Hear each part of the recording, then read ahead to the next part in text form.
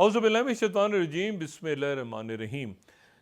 चंद रोज़ पहले मैंने जीएनएन पे अपने programme live with doctor Shahid Masood में कुछ बात की थी कि जहाँ पे इतना हिजान अफरा तफरी पूरी दुनिया में हमें नज़र आ रही है, पाकिस्तान समेत तमाम दुनिया में, वहाँ पे ये बात जहन में रखें कि इस वक्त 7 नस्लें दुनिया में मौजूद हैं, 7 जनरेशन्स।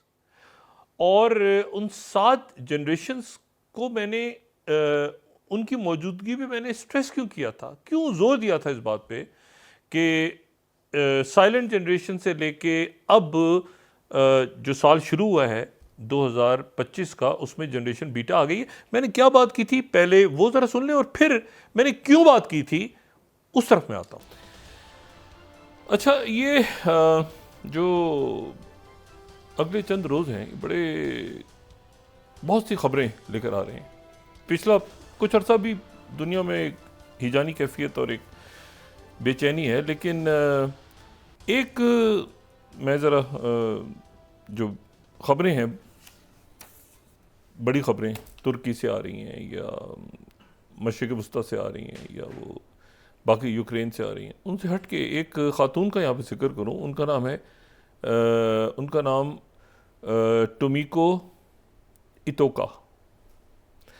अच्छा, ये जो तिमिको इतोका हैं, ये इनका इंतकाल हुआ है अभी चंद रोज़ पहले, और आज जो है वो गार्डियन ने इनकी ख़बर जो लगाई है वो ये है कि ये दुनिया की सबसे ज़्यादा उम्र रखती शख्सियत थी जिनका इंतकाल जो है वो हुआ है। अच्छा, इनकी जो एज है, इनकी एज जब इनकी डेथ हुई है तो इनकी एज जो है ये 116 साल और 220 रोज़ थी। आज ये गुफ्तगू करने का एक मकसद है, वो मैं मकसद अभी कुछ देर में बताता हूँ कि मैं इन मामलात पे, ये दुनिया की सबसे ज़्यादा उम्र रखती कोई भी शख्सियत थी। इनकी पैदाइश जो है वो 27 मई 1908 को हुई थी और 1928 में उनकी शादी हुई, और ये जब 100 साल की हुई, आज से तकरीबन 6.5 साल पहले, तो उस एज में इन्होंने 33 साल में 33 इबादत खान जो जहाँ पे इबादत करती थी वहाँ पे ही गई खुद, और 116 साल और 220 रोज़ की जो उम्र है इनकी, आखिर तक ये घर पे रहीं और ये बातचीत करती रहीं। ये दुनिया की सबसे ज़्यादा उम्र की, व्हील चेयर पे आ गई थी लेकिन ये बातचीत करती रहीं और बिल्कुल अपने होशो हवास में रहीं। इनके इंतकाल के बाद जो है वो एना कैब्रो-ल्यूकस जो हैं अब दुनिया की सबसे ज़्यादा उम्र खातून है। वो इनसे चंद रोज़ छोटी हैं और उनकी जो पैदाइश है वो भी 1908 की है। ठीक, 1908 की उनकी पैदाइश है, लेकिन ये मई की है, वो अगस्त, जो उनके पेपर्स की वेरिफिकेशन है वो अगस्त 1908 की है उनकी पैदाइश। वो भी 116 साल की हैं, वो ब्राज़ील से हैं और वो जो है वो एक नन है वहाँ पे, और उनकी जो डिटेल्स, और ज़ाहिर है कि ये सर्टिफिकेट्स वगैरह सारे इनकी तस्दीक, कब किस साल पैदा हुई, कैसे हुआ क्या। 2023 में इन्होंने अपनी 115वीं सालगिरह, 115 बरस की हो गई थी, और अब जो है ये 29 तारीख को चूँकि उनकी डेथ हुई है, तो अब ये सबसे ज़्यादा जो दुनिया की यानी सबसे ज़्यादा उम्र का कोई भी शख्स है वो ये खातून है। अच्छा, ये अब वक्त किस तरह से गुज़रता है और ये मैं इसका ज़िक्र आज यहाँ पे क्यों कर रहा हूँ इस नशिस्त में, उसकी वजह यह है कि एक जो मुख्तलिफ समाजियात के या पॉलिटिकल साइंस के या जो सोशियोलॉजी के जो इसका मुताला करते हैं और फिर पूरी सोसाइटी पे उसका क्या असर होता है और क्या, उन्होंने ये कुछ अर्सा पहले भी मैंने बात की थी, लेकिन आज मैं उसको दोबारा दोहरा रहा हूँ। उसकी एक वजह है। उसकी वजह ये कि जो इस वक्त दुनिया है, दुनिया में सबसे पुरानी जो जनरेशन नस्ल इस वक्त मौजूद है दुनिया में, वो जो है वो ग्रेटेस्ट जनरेशन है, जिसके कुछ लोग हैं दुनिया में, उनकी सही तादाद का अंदाज़ा नहीं है। वो लोग हैं जो 1928 से पहले दुनिया में आए थे। 1900 यानी ये आप समझें कि कोई 1927 1928 से पहले, जैसे अभी 1924 में जिमी कार्टर की पैदाइश हुई थी तो उनका भी इंतकाल हुआ 100 साल की उम्र में।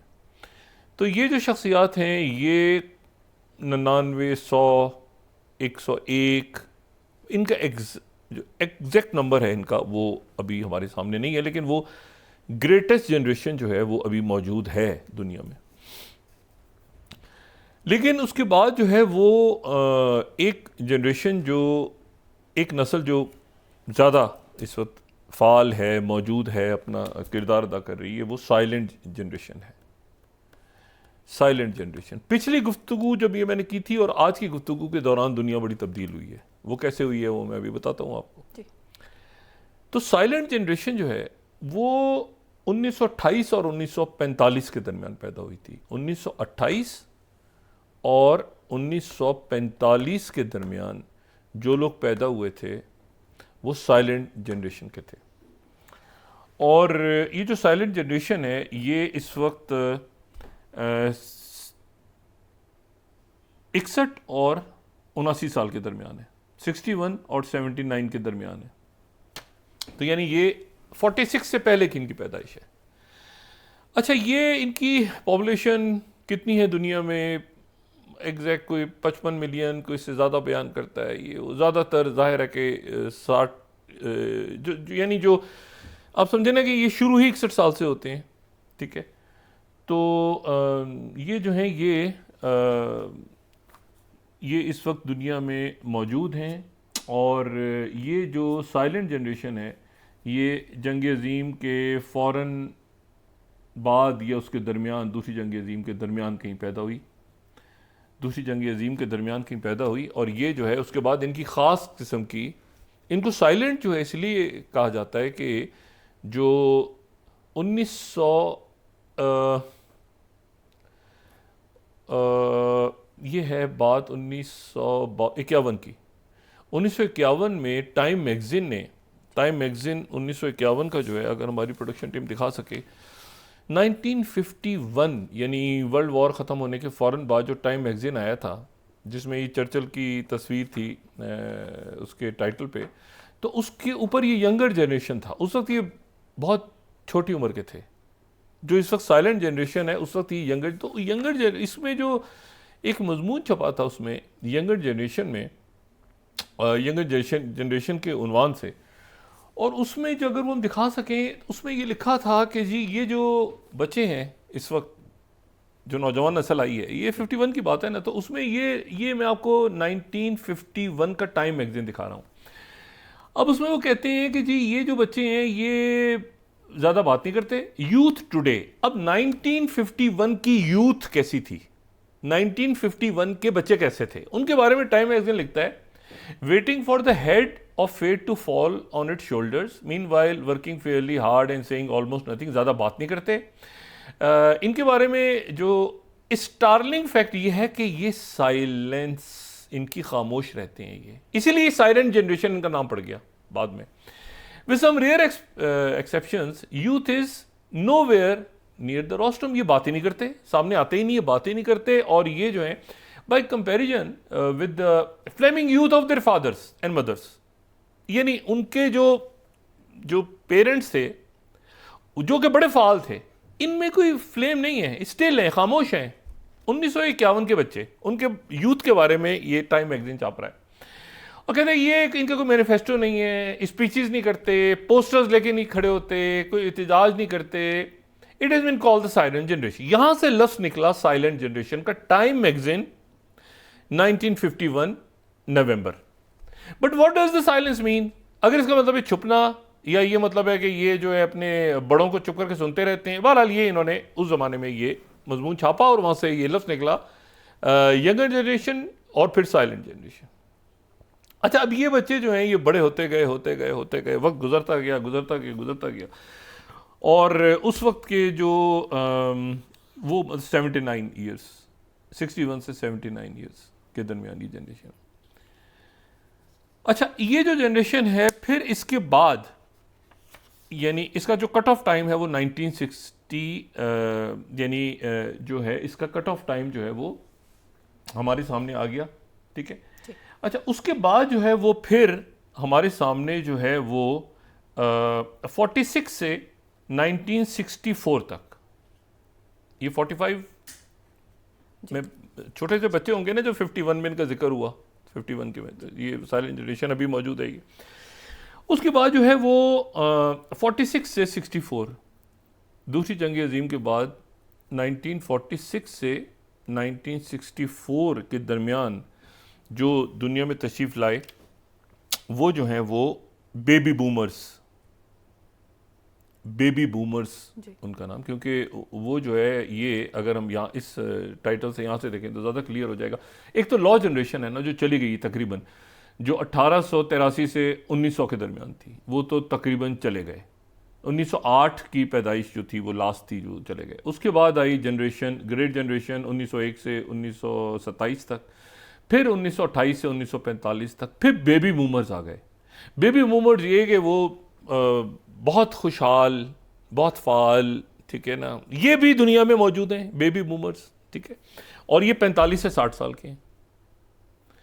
यानी एक अगर आप उनके एक साल जो है वहाँ से स्टार्ट करें और दूसरे साल तक जाएं तो ये इस वक्त जो है जो 64 में पैदा हुए वो 60 साल के हैं, और जो है वो इसी तरह से जो इससे पहले 46 में पैदा हुए वो उसके मुताबिक जो है वो उनकी एज बनती है 79 ये थी। अच्छा, फिर उसके बाद जो है वो वक्त आगे चलता है और 1965 से लेके 1979 तक जो है वो जनरेशन एक्स है, जिसको मिलेनियल्स भी कहा जाता है, जनरेशन एक्स। फिर जनरेशन वाई को एक्चुअली ज़्यादा लोग मिलेनियल कहते हैं, लेकिन बहरहाल जनरेशन एक्स, जनरेशन वाई वो है जो 1980 से 1994 तक पैदा हुई। फिर अच्छा, यहाँ तक तो जनरेशन्स का ज़्यादा जिक्र नहीं आया ना, तो यहाँ तक तो एक बात होती रही जी, पहले थे रवायात होती थी। उसके बाद ये है कि जैसे जब बूमर्स आए 1964 से 1946 और 64 के दरमियान, तो उन्होंने फिर अपने सामने टीवी, रेडियो जनरेशन, और फिर उसके बाद जो है उनका बहुत से जो 64-65 के बाद आए हैं वो फिर 80s 70s उनका बचपन है, मतलब आप उसको वक्त को कर सकते हैं। लेकिन यहाँ जो बात है वो मैं कुछ और करने जा रहा हूँ, वही करने जा रहा हूँ कि 1995 से 2009 के दरमियान जो बच्चे पैदा हुए, 1995 से 2009 के दरमियान, या 1997 से 2012 कर लें इसको, वो है जनरेशन जी, जिसको हम कहते हैं यूथ। हम कहते हैं ना यूथ, जेन जी, ये सुबह शाम हम सुनते हैं जेन जी। अच्छा, ये जो जेन जी है ये जो है ये वो बच्चे हैं जो 2010 कहता है, कोई 12 कहता है, वहाँ तक वो उनकी पैदाइश होती रही और वो जेन जी कहलाए। अच्छा, उसके बाद ये हुआ कि तो अब हम जहाँ पे जाते हैं तो कहते हैं जनरेशन जी क्या कर रही है, जनरेशन जी क्या कर रही है, ये कहते हैं जेन जी के बच्चे क्या कर रहे हैं, क्या करेंगे। अब जनाब जेन जी ख़त्म हो गई 2010 या 2012 में ख़त्म हो गई 2000। उसके बाद जो बच्चे पैदा हुए वो जनरेशन अल्फ़ा कहलाए। यानी अभी जो 13 साल के बच्चे हैं, जो बच्चे 13 साल के हैं, या जो बच्चा 1 साल का है, 1 से 13 साल के बच्चे जो हैं वो जनरेशन अल्फ़ा है। यानी जनरेशन जी जो है वो चली गई पीछे। अब जनरेशन जी सबसे नौजवान नस्ल नहीं है दुनिया में, जनरेशन जी को कहते हैं आईपैड जनरेशन, क्योंकि वो पैदा हुए तो उस वक्त टेलीफोन नहीं था और सब। वो बच्चे 13 साल के हैं, 1 से 13 साल तक के वो बच्चे हैं, बच्चे जो है ना आईपैड जनरेशन है। इससे पहले वाले जो बच्चे थे वो जेन जी जो थी उसने इंटरनेट देखा अपने सामने, जो भी नौजवान है 20s के अंदर जो भाग दौड़ कर रहे हैं 20-30 में, जो जो एक्टिव इस वक्त हैं, लेकिन उनकी शादियां हो गई और उनके यहाँ जो है वो या उनके यहाँ या उनसे पहली जनरेशन में वो बच्चे पैदा हुए जो जेन जी है इस वक्त। लेकिन जो जेन जी है वो भी, उनकी पैदाइश भी ख़त्म हो गई। 2012 के बाद जो बच्चे पैदा हुए वो जनरेशन अल्फ़ा थी, और वो 1 साल से लेकर 13 साल तक का बच्चा जो है वो जेन जी नहीं है, वो जनरेशन अल्फ़ा है। ठीक है, वो जनरेशन अल्फ़ा है, और वो इंटरनेट वाला बच्चा नहीं है, ये आईपैड जनरेशन है। वो बच्चा जो है वो स्मार्टफोन से खेल रहा है, बैठ के स्मार्टफोन से, वो कहीं इधर उधर दाएं बाएं वो स्मार्टफोन से।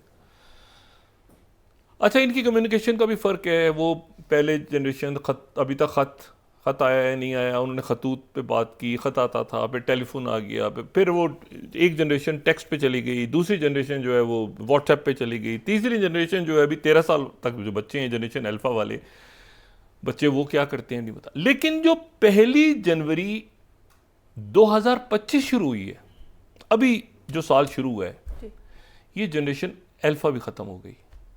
अब जो जनरेशन शुरू हुई है, अगले 16 साल तक जो बच्चे पैदा होंगे वो जनरेशन बीटा कहलाएंगे, और वो आर्टिफिशियल इंटेलिजेंस के दौर के बच्चे होंगे। यानी एक बच्चे वो थे जो कि आईपैड, जनरेशन जी जो थी वो आईपैड देखते रहे, लेकिन आईफोन इस्तेमाल करते रहे। आईफोन उनकी ज़िंदगी का लाजमी हिस्सा था। जो जेन जी है, जो अपने 20s में या अर्ली 30s में, वो उनकी ज़िंदगी का लाजमी हिस्सा जो है वो स्मार्टफोन है। उसके बाद जो जनरेशन आई उसकी ज़िंदगी का भी लाजमी हिस्सा जो है वो स्मार्टफोन ही बन गया। लेकिन अब जो जनरेशन आ रही है वो एआई की जनरेशन है। तो ये जो जनरेशन, और ये अगले 16 साल तक जो बच्चे पैदा, इसके बाद जो बच्चे पैदा होंगे उनको नाम दिया है जनरेशन गैमा का। ये बच्चे, इसलिए इन बच्चों की अहमियत है कि ये वो बच्चे हैं जो इस सदी के अख्तिताम तक रहेंगे। जैसे पिछली सदी में हम कहते हैं ना कि वो 1908 में बच्चा, ये शख्स पैदा हुई थी खातून, तो अब उनका इंतकाल हुआ 116 साल की उम्र में। तो ये बच्चा जो आज या कल पैदा हो रहे हैं, ये पहली जनरेशन बीटा है। जनरेशन बीटा, जनरेशन अल्फ़ा भी ख़त्म हो गई, जनरेशन बीटा। तो जनरेशन अल्फ़ा जो है इस सदी के अख्तिताम तक वो कहीं 80-90 साल के होंगे, 80 साल के। ठीक है, और ये जो जनरेशन जो कल से पैदा होने शुरू हुए, ये इनका जो 1 जनवरी से इनका जो टाइम है वो 75 साल होगा इस सदी के अख्तिताम तक। और ये एआई के दौर में, ऑटोमेशन के दौर में होंगे। जब ये बच्चे बड़े होंगे चंद सालों में, तो उस वक्त 3-4-5 जनरेशन इसी तरह से होंगी, और इसके बाद एक और जनरेशन आ जाएगी 2036 के अंदर, और फिर वो काउंट होना शुरू होंगे। तो और एक जनरेशन जो सबसे ऊपर जनरेशन है, यानी साइलेंस जनरेशन, वो अगले चंद सालों में जो है वो आहिस्ता आहिस्ता आहिस्ता गायब होनी शुरू हो जाएगी, जिस तरह से एक ग्रेट जनरेशन गायब हो गई। अच्छा, ये जो जनरेशन है, अब आप पैनिक देखें दुनिया में, जो हिजान है उसकी बड़ी वजह क्या है कि जो जनरेशन जी है वो अभी तक सेट नहीं है, स्टेबल नहीं है, क्योंकि उसको एक ऐसी दुनिया मिली है जनरेशन जी को, जो जनरेशन, जो बेबी बूमर्स को या मिलेनियल्स को या साइलेंट जनरेशन को नहीं मिली थी। वो स्टेबल दौर था, कोल्ड वॉर ख़त्म हो गई, आपको पता है बहुत तरक्की हुई जब ये सेकेंड वर्ल्ड वॉर ख़त्म हुई है ना, तो दुनिया जो कि तबाह हुई थी, तो इंजीनियर्स, तामीरात होनी थी। अच्छा जी, नई रियासतें बन गई मशरिक़ वस्ता में, अब जनाब नई रियासतें बनी तो वहाँ पर कंस्ट्रक्शन होनी है, तो जनाब दुबई और ये सारा बहरीन, दुबई, ये 70 की दिहाई में और 60 के आखिरी सालों में इंडिया से, पाकिस्तान से, बांग्लादेश से, सारी दुनिया से, पहले तो कंस्ट्रक्शन का काम था ना, तो कंस्ट्रक्शन के काम में यहाँ से लेबर गया सारा, बड़ी तादाद में। दुबई चलो और ये सारा दुबई का। उसके बाद इसी तरह से ये हुआ कि जी वो जो दूसरी जंग अजीम, यहाँ से तो बहुत ज़्यादा लेबर वहाँ गया मशरिक़ वस्ता की तरफ, लेकिन इसी दौरान जो यूरोप के अंदर सेकेंड वर्ल्ड वॉर के बाद चूँकि तबाही हो गई थी, तो वहाँ पे कंस्ट्रक्शन का काम, और लोगों ने बल्कि अपने नामों के साथ अपने पेशे लगा लिए, carpenter, baker, gold Smith, black Smith, ठीक है ना, बटलर, यानी लोगों ने बड़े क्योंकि उनका काम ऐसा होता था कर पे। तो मैं आपको सिर्फ बता रहा हूँ कि वहाँ कंस्ट्रक्शन में खुशहाली आई, बहुत पैसा आया, स्टेबल हो गए लोग, घर खरीदा, ये वो सारे बैठ गए, कंस्ट्रक्शन हो रही है, दुनिया में सुकून है, अच्छा जी सारा, बहुत ज़्यादा बच्चे पैदा हो रहे हैं, बेबी बूमर्स इसीलिए नस्ल। और क्योंकि बेबी बूमर्स के बाद अगली जो जनरेशन थी उसमें केओस आया, तो इसलिए जो वो जो कहते हैं ना कि एज बढ़ गई है बहुत ज़्यादा, बहुत से लोगों की बेबी बूमर्स ज़्यादा हो गए हैं, और उनकी अगली जनरेशन में क्योंकि डाइवर्स होना शुरू हुई, ठीक है। मिलेनियल्स जो थे ये पहली जनरेशन थी जिसमें बच्चों को चाबी मिलना शुरू हुई, घर चूँकि डिस्टर्ब होते थे तो बच्चे, और या सिंगल पेरेंटिंग होती थी, तो पहली जनरेशन थी जिसको चाबी मिलना शुरू हुई कि बेटा स्कूल से घर आके खुद ही दरवाज़ा खोलना और फ्रिज में खाना पड़ा होगा वो बना लेना, या तो दोनों पेरेंट्स काम कर रहे हैं या ब्रोकन फैमिली है। अच्छा, उसके बाद जो जनरेशन जी अभी तक स्टेबल नहीं है, अभी तक जनरेशन जी ये देख रही है कि एक मिनट, अच्छा वो सुन भी रही है अपने बड़ों से, तुम ये नहीं करते तो वो नहीं करते तो हम बाहर नहीं जाते, ये नहीं मिलता, वीज़ा नहीं, वो हालात दूसरे थे उस वक्त कंस्ट्रक्शन हो रही थी, जॉब अपॉर्चुनिटीज़ थी, सब कुछ था। तो ये जनरेशन जी अभी स्टेबल नहीं है, वो भी अभी कंफ्यूज है कि मैं एक काम शुरू करूं, दूसरा शुरू करूं, इधर जाऊं, ये डिग्री कौन सी मेरी बेकार हो गई है, ये एआई की जनरेशन, ऑटोमेशन की तरफ दुनिया चली गई है, ये आगे क्या होने जा रहा है, तो वो स्टेबल नहीं है। तो उसके साथ ही जनरेशन अल्फा 13 साल के बच्चे हो गए ना, तो 13 साल के बच्चों को क्या पढ़ाना है क्या नहीं पढ़ाना, कि पेरेंट्स ही कंफ्यूज हैं भाई। पेरेंट नहीं सेटल हुए ना अभी तक, तो पेरेंट्स, बल्कि उनके जो पेरेंट्स हैं मिलने वो भी कंफ्यूज हैं दरमियान में, कि भाई 40-45 साल के लोग कंफ्यूज हैं ना इस वक्त कि भाई क्या करना है, कैसे आगे चलना है, क्या चलना है। क्योंकि पिछले की जनरेशन जो है, वो जो सबसे पुरानी जनरेशन है, वो ताने दिए जा रही है नीचे, तुम लोग निकट्टू, क्या काम तक आता नहीं, हम तो बैठ गए थे आराम से, ये है वो सारा। वो नीचे उनको नहीं पता कि दुनिया के हालात इतने बदल गए हैं कि नीचे अब वो हालात नहीं है जो उनके दौर में थे, लेकिन वो कहते रहते हैं। और वो जो ऊपर जो दरमियान में लोग हैं उनको अंदाज़ा है कि नीचे 3 जनरेशन उनके बाद आ गई हैं। अब जनरेशन जी स्टेबल नहीं है, और उसके बाद जनरेशन अल्फा 13 साल के बच्चे हो गए हैं, और अब जनरेशन बीटा आनी शुरू हो गई है।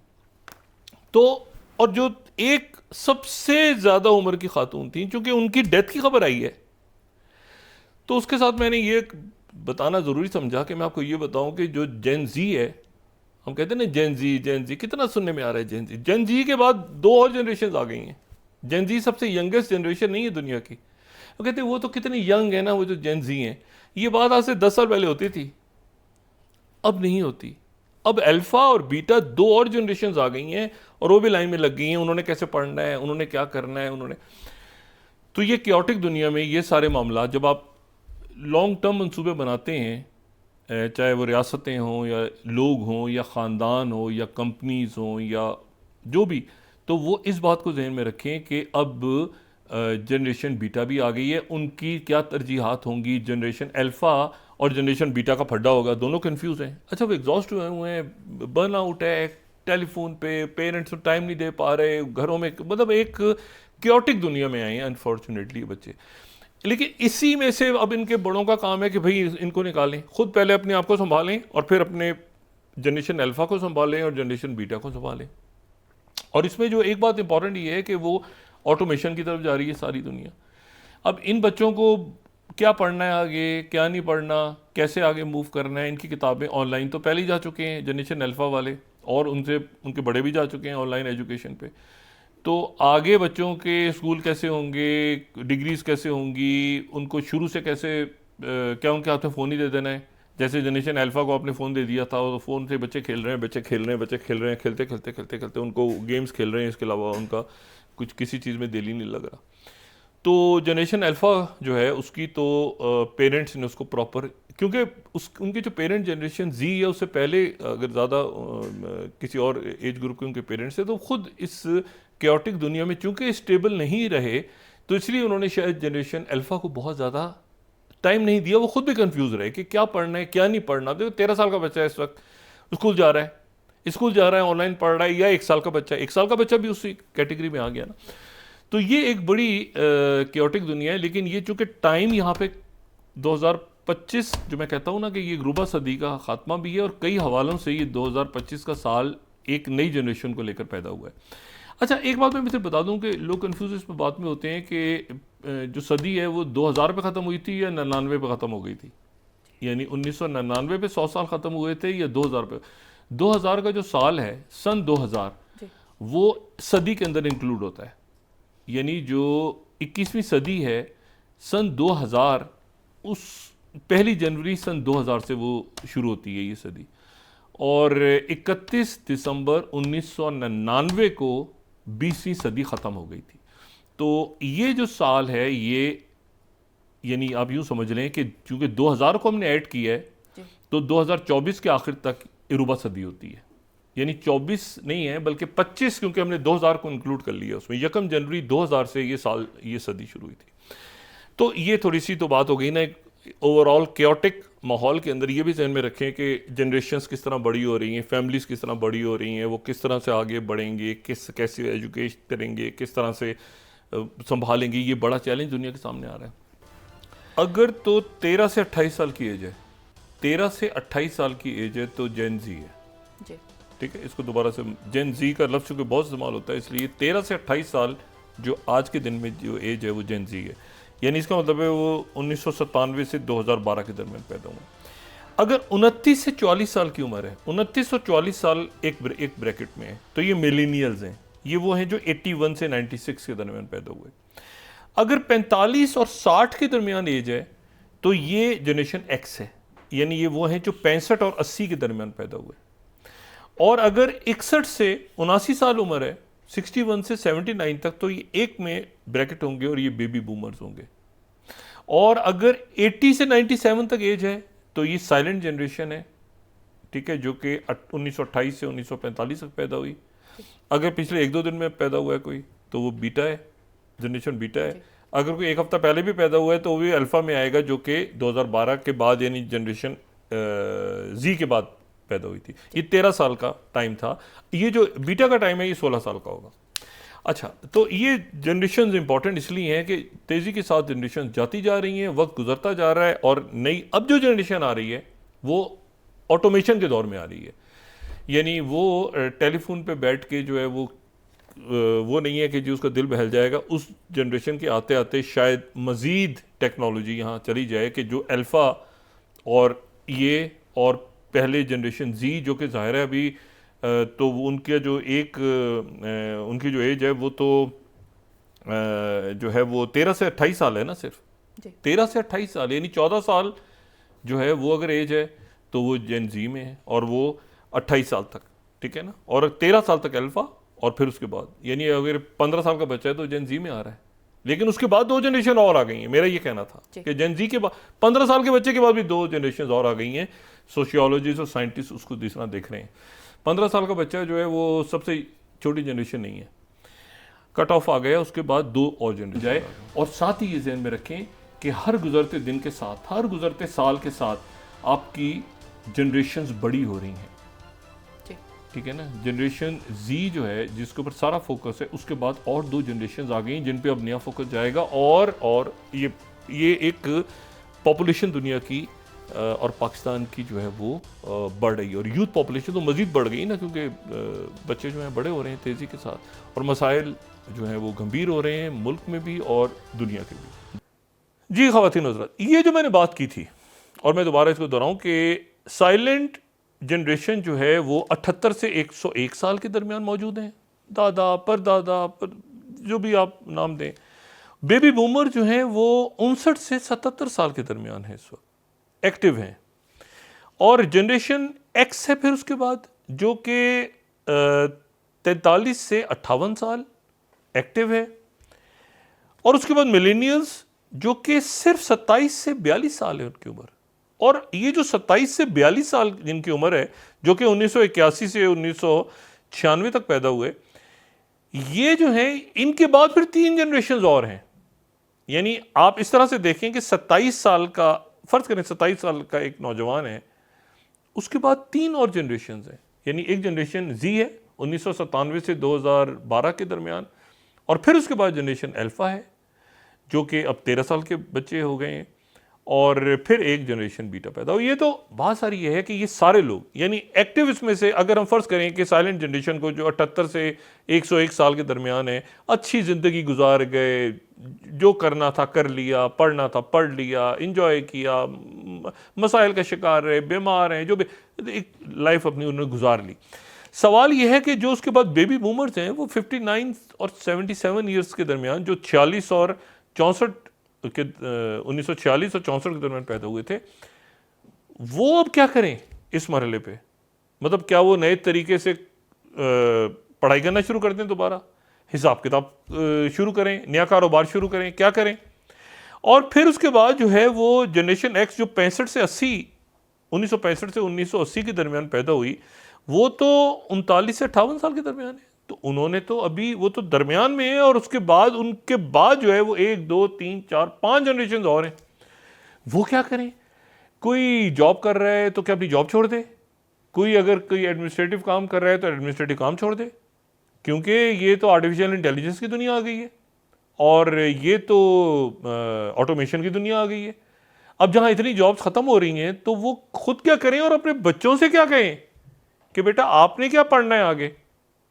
अब एक बच्चा जो है, मिसाल के तौर पे वो किसी यूनिवर्सिटी में वो इंग्लिश लिटरेचर पढ़ रहा था, तो अब इंग्लिश लिटरेचर तो जो सारा का सारा शेक्सपियर से लेके और पता नहीं कौन कौन सारा दुनिया का लिटरेचर तो टेलीफोन में आ गया है।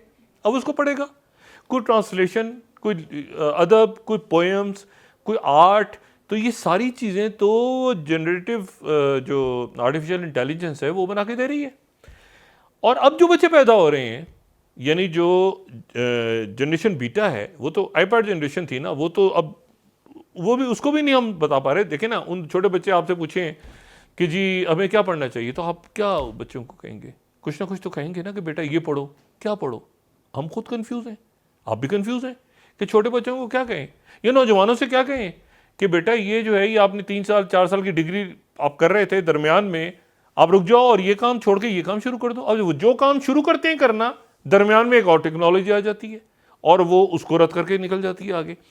तो ये जो मैंने गुफ्तगू आज भी मैं कर रहा हूँ, ये जो मेरा शो आता है जीएनएन पे, live with doctor Shahid Masood, उसमें जो कमेंट्स हैं वो मैं नहीं देखता, ठीक है ना, उसको मैं लेकिन ये जो मैं गुफ्तगू आपसे करता हूँ, ये जो मेरा चैनल है जिस पे कभी कभार मैं आपसे मुखातिब होता हूँ, इसमें मैं आपके कमेंट्स को पढ़ता हूँ और आपसे रहनुमाई भी लेता हूँ, और एक छोटी सी कम्युनिटी जैसी भी है वो मैं अपनी बनाने की कोशिश कर रहा हूँ। और उसमें कोई ऐसे रिमार्क्स होते हैं जो उनको मैं डिलीट कर देता हूँ कि जो गैर संजीदा से होते हैं, क्योंकि मैं एक छोटी सी कम्युनिटी अपनी बना रहा हूँ। ये कम्युनिटी दोस्त अहबाब की कि आगे जाके उनसे मुशावरत करूँ, कोई मशवरा दूँ, उनके मशवरे लूँ, उसको डिस्कस किया जाए, सोसाइटी के जो इश्यूज़ हैं बहुत सारे, और आजकल के दौर में ख़ास तौर पर।